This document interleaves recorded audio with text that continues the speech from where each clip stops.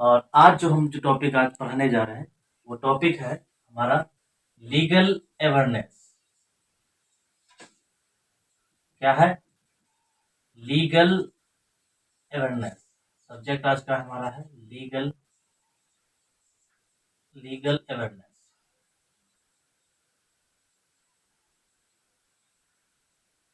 ये बहुत ही अहम टॉपिक है और इस टॉपिक में हम जो लेक्चर या जो पढ़ाने जा रहे हैं वो आज का टॉपिक है lectures on drafting, pleading and convincing. एक ऐसा टॉपिक है जो आम भाषा में कहेंगे कि लीगल में जो एडवोकेट होते हैं या जो भी आम लोग होते हैं जिसको केस की जरूरत होता है, केस की पैरवी की जरूरत होता है, ये बिना इस टर्म को जाने हुए उसमें काम नहीं किया जा सकता है। जैसे इस टर्म के बारे में बात करते हैं, जो पहला टर्म है वो है हमारा ड्राफ्टिंग, है ना। The terms drafting, pleading and convincing are interchangeable, used very often in the court proceeding and the registration department between।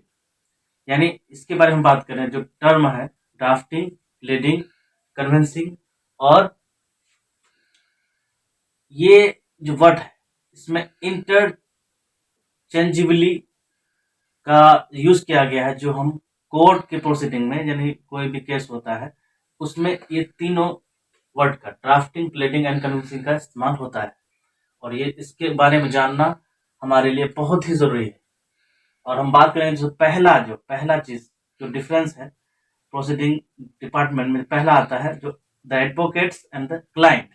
पहला ड्राफ्टिंग का जो मेन मामला है या मेन चीज है जो हम समझते हैं, तो एडवोकेट और क्लाइंट वो लोग कहते हैं जिसको जो अपनी बात एडवोकेट को सुनाते हैं, अपना पक्ष रखते हैं और एडवोकेट उसको सुनकर उस बात को जो वो कहते हैं उसको एक ड्राफ्ट करते हैं। उसको क्या करते हैं? एक ड्राफ्ट करते हैं। उस ड्राफ्ट के जरिए वो फिर कोर्ट में उसको पेश करते हैं। जैसे फिर दूसरा पॉइंट की हम बात करें, जैसे दूसरा पॉइंट है the advocates and opponent advocates. दूसरा, पहला तो एडवोकेट क्लाइंट हो गया, दूसरा हो गया एडवोकेट्स एंड ओपोनेंट एडवोकेट्स। यानी मान लीजिए कोई केस है, उसमें दो पार्टी होंगे, first party and second party. तो पहला पार्टी की तरफ जो एडवोकेट होंगे वो एक एडवोकेट हुआ, लेकिन जो उसके विरोध में होंगे उसको बोलते हैं अपोनेंट एडवोकेट। दूसरा पार्टी को बोलते हैं अपोनेंट एडवोकेट्स। तो ये जो ड्राफ्टिंग करते हैं उस ड्राफ्टिंग के जरिए वो एक उनकी पूरी बात, क्लाइंट के पूरे बात को सुनकर एक ड्राफ्ट करते हैं कि जो बात वो कह रहे हैं या जो मामला है उनके साथ, जो जिसके राइट के लिए वो कोर्ट आए हैं, वो बात एक ड्राफ्ट के रूप में आता है। तो ये दो बात हमें समझाया आप लोगों को हमने समझाया। पहला था द एडवोकेट्स एंड क्लाइंट जो बात कहते हैं उसी बात को एडवोकेट समझकर ड्राफ्ट बनाते हैं। दूसरा हो गया जो एडवोकेट समझ गए उस ड्राफ्ट बना के तैयार किए, तो जो पार्टी जो पहले व्यक्ति के पास जो गया जो पार्टी, उसका जो एडवोकेट हुआ ये एडवोकेट उस पार्टी की तरफ से हुआ, पहला पार्टी जिसको बोलते हैं। अगर हम सिविल मैटर होगा तो पहला पार्टी की तरफ जो होगा उसको बोलते हैं प्लेंटिव की तरफ एडवोकेट होंगे तो पहला एडवोकेट। जो फिर अगर दूसरा अदर पार्टी है उसी में उसका विरोध है, जो अपोनेंट एडवोकेट है उसको हम बोलेंगे डिफेंडेंट की तरफ से जो एडवोकेट है उसको बोलते हैं अपोनेंट एडवोकेट। तीसरा पॉइंट हम ये समझाना चाहेंगे आप लोगों को कि वो तीसरा पॉइंट है the advocates and the court. यानी कोर्ट और एडवोकेट के बीच में जो बात होगी वो ड्राफ्टिंग के जरिए होगा। किसके जरिए होगा? ड्राफ्टिंग के जरिए होगा। तो वो ड्राफ्टिंग जैसा ड्राफ्ट होगा वही बात कोर्ट में रखी जाएगी। तो उसी के बारे में हम बताते हैं। पहला टॉपिक हो गया ड्राफ्टिंग। तो drafting is the preliminary stage of the pleadings and convenience. तो ड्राफ्टिंग पहला प्रारंभिक स्तर है किसका? प्लीडिंग और कन्वीनियंसिंग का। दूसरा द टर्म, जो ड्राफ्ट टर्म जो है दोस्तों कहां से आया इसके बारे में बात करेंगे। ड्राफ्ट जो टर्म है, ड्राफ्ट या फिर ड्राफ्टिंग जो टर्म है, इसको लिटरली इसका मीनिंग होता है, लिटरली मीन्स होता है preparatory writing of any documents for the purpose of discussion and correction which is afterwards to the copy out in its final shape, in its final shape मतलब हुआ कि जो हम ड्राफ्ट किए, पहला स्टेज था ड्राफ्ट का, तो ड्राफ्ट जो हुआ, ड्राफ्टिंग जो लिटरेरी इसका मतलब हुआ कि हम एक तैयार किए किसी भी डॉक्यूमेंट का, जिस पर्पस के लिए हम कर रहे हैं, जिस पे हम विचार करेंगे। जैसे मान लो कि हम कोई ऐसा सिविल, जो हमारा सिविल सूट फाइल करने जा रहे हैं, कोई मामला है, मुकदमा करने जा रहे हैं, तो उसमें हम पहले उसको उसका ड्राफ्टिंग करेंगे, उसको तैयार करेंगे कि हम किस कौन सा राइट मांगने जा रहे हैं, किस बात का, वो तो उसका एक ड्राफ्टिंग होगा। उस पर हम क्या करेंगे, मेरा जो पर्पज है, उद्देश्य होगा, जो विचार डिस्कस होगा उस पर, वो डिस्कस भी क्या होना चाहिए, सही होना चाहिए। और उसको करने के बाद कॉपी करेंगे और एक फाइनल शब्द देंगे। फाइनल शब्द मतलब हुआ एक उसको आकार, कि ये बात हमको कोर्ट में पेश करना है, तो वो उस बात को पेश करना, उसी को बोलते हैं इट्स फाइनल शेप, उसका एक आकार देते हैं। इसको अगर हम एक सिंपल वर्ड में, वैसे लोग समझाने के लिए बहुत सारे लोग समझाते हैं, बहुत सारे यूट्यूबर हैं, लेकिन सबका हम किसी के बारे में नहीं कहेंगे कि वो कैसा समझाते हैं, लेकिन सबका अलग अलग समझाने का तरीका होता है। कोई बहुत आसान भाषा में समझा देते हैं, कोई उसी चीज को ट्विस्ट कर देते हैं, तो एक आसान भाषा में फिर इसको हम समझाएं तो इन सिंपल कहेंगे, in simple it is a rough copy of document to prepare. यानी ड्राफ्टिंग को दूसरी एक साधारण भाषा में हम कह सकते हैं कि it is it is a rough copy of document to prepared. यानी क्लाइंट जो बात अपने एडवोकेट से कहे, उसके बात को सुनकर जो एडवोकेट क्या करते हैं, एक रफ रफ मतलब कुछ देर के लिए रफ एक डॉक्यूमेंट तैयार करते हैं। वो इनिशियल होता है, क्या होता है, एक रफ डॉक्यूमेंट तैयार होता है, वो प्रिपेयर हो गया। इट इज इनिशियल स्टेज, वो पहला शुरुआती, इनिशियल मतलब शुरुआती स्टेज होगा, शुरुआती स्तर होगा। प्लेडिंग्स, जैसे किसके आधार पर, मान लो शुरुआत के जो क्लाइंट आया हमारे पास, उस क्लाइंट ने अपनी बात से कहा कि हमको मेरा ये, मान लो सिविल में हम चलते हैं, सिविल मैटर में चलते हैं, क्रिमिनल में नहीं चलते, तो सिविल में हम लोग चलेंगे, तो वो जो हमारे पास जो पार्टी आया, जो क्लाइंट है, वो सुनाया कि हमारी ये मैटर है, तो उसको एडवोकेट क्या कर लिए, सिंपल में उसको रफ बना लिए ड्राफ्ट के रूप में, जिसको इनिशियल स्टेज ऑफ प्लेडिंग कहते हैं। जैसे एग्जाम्पल, वो क्या हो सकता है, वो प्लेंट हो सकता है। सिविल मैटर में जाएंगे तो क्या होगा, प्लेंट होगा। क्या होगा, प्लेंट हो सकता है, कंप्लेंट हो सकता है, और एफिडेविट हो सकता है।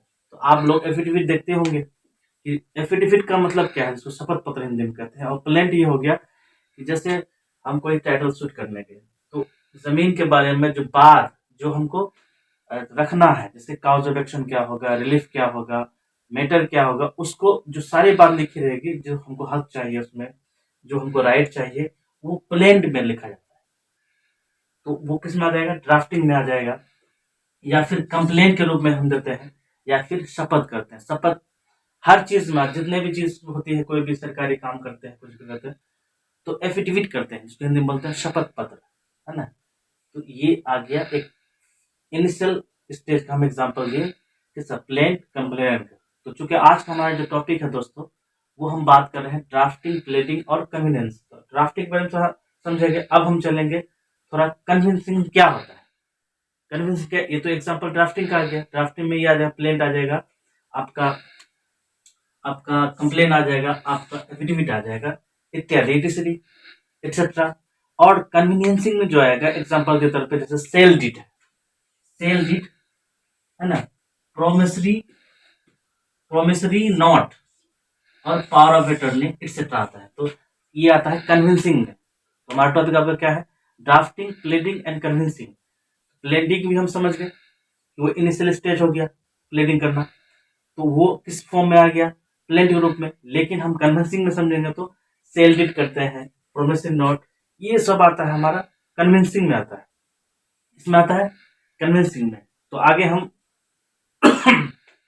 आगे अगर हम बात करें तो इसी टर्म का, जैसे कोई जमीन खरीदते हैं या कोई ऐसा प्रॉपर्टी है, हम क्या कर देते हैं, किसी को पावर ऑफ अटर्नी देते हैं। पावर ऑफ अटर्नी मतलब होता है कि अपना जो हम एक नियुक्त करते हैं, एक जो है डिलीगेंट, एक लोग जो मेरे बदले में काम करेगा, उस पावर ऑफ अटर्नी देते हैं, वो काम करने का अधिकार उसको देते हैं। तो ये आ जाता है कन्विंसिंग में। तो हम थोड़ा सा टर्म की बात करें, तो टर्म में द प्लेडिंग, प्लेडिंग का मतलब होता है, pleading means a formal statement of the cause of action और डिफेंस, मतलब प्लेडिंग उसको बोलते हैं। अब हम ड्राफ्टिंग में आए प्लेन समझे, और कन्विंसिंग में हम लोग सेल डिड, प्रोमिसरी नोट और पावर ऑफ अटर्नी समझे। लेकिन अगर हम इसमें प्लेडिंग का मतलब समझे तो प्लेडिंग का मतलब होता है एक फॉर्मल स्टेटमेंट होता है जो काउज ऑफ एक्शन, यानी अपने आप को डिफेंस करते हैं, बचाते हैं। वो काउज ऑफ एक्शन आता है, कोई हमको कुछ कहा तो हम काउज ऑफ एक्शन में क्या देंगे, तो डिफेंस करेंगे। काउज ऑफ एक्शन डिफेंस करेंगे तो प्लेडिंग में आएगा। ठीक है।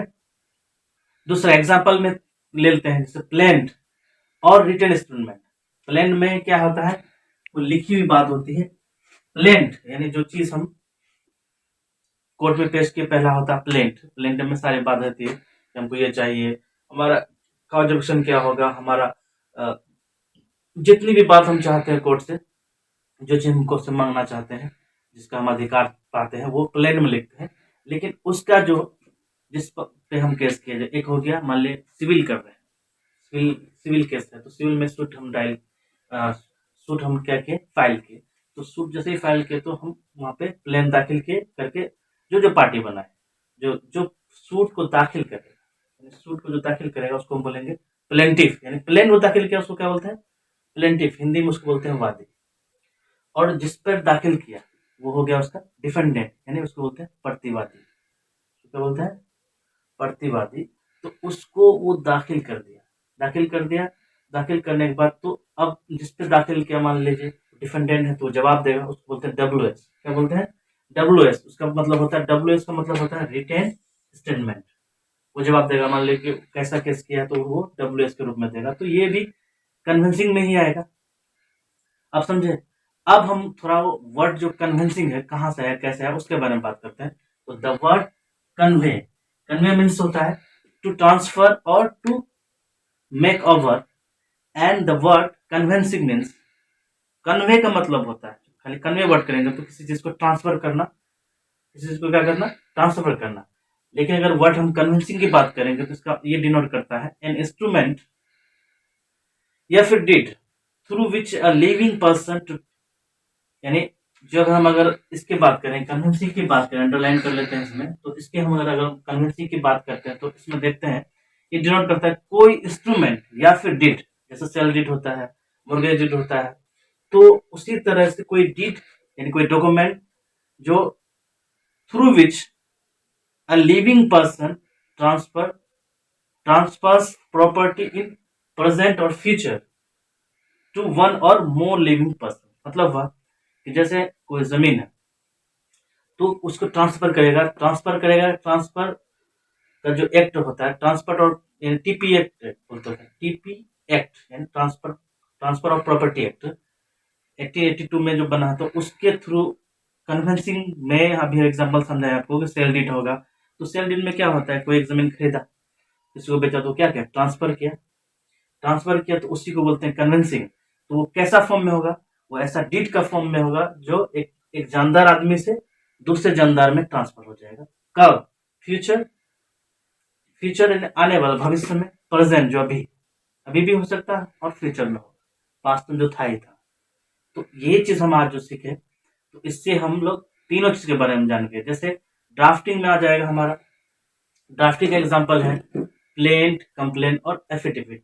और हमारा जो है कन्वेंसिंग का जो एग्जांपल है, कन्वेंसिंग में हमारा आ जाता है आपका जो है, जो sale deed, promissory note, power of attorney, etcetera, और भी बहुत सारी चीजें हैं। लेकिन अगर इसमें जो टर्म दो रह गया, जैसे प्लेडिंग, हाँ, तो प्लेडिंग के बारे में समझा देंगे। प्लेडिंग उसको कहेंगे जो एक फॉर्मल स्टेटमेंट है, जो काउज ऑफ एक्शन के रूप में इस्तेमाल होता है, डिफेंस के रूप में। अगर आप सभी लोग, जितने लोग भी इसको देख रहे हैं, तो ये लीगल अवेयरनेस जो ये लॉ फील्ड से है, इसको एडवोकेट समझाते हैं।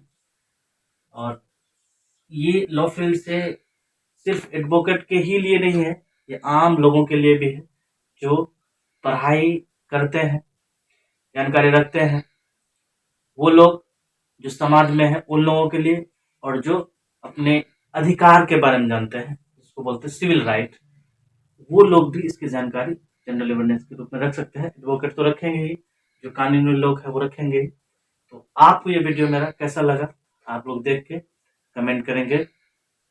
अगर अच्छा लगेगा तो फिर अगला वीडियो फिर बनाया जाएगा। और ये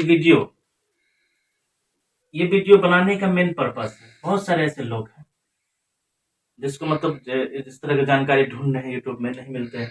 तो इस तरह की लीगल अवेयरनेस और बहुत सारे टॉपिक होगा जो हम आगे दोस्तों बताते जाएंगे। तो आप इस वीडियो को देखना ना भूलें। ये वीडियो जो है आपके लिए बहुत ही ज्ञानवर्धक होगा, नॉलेजेबल होगा। तो इसी के साथ जय हिंद दोस्तों, शुक्रिया।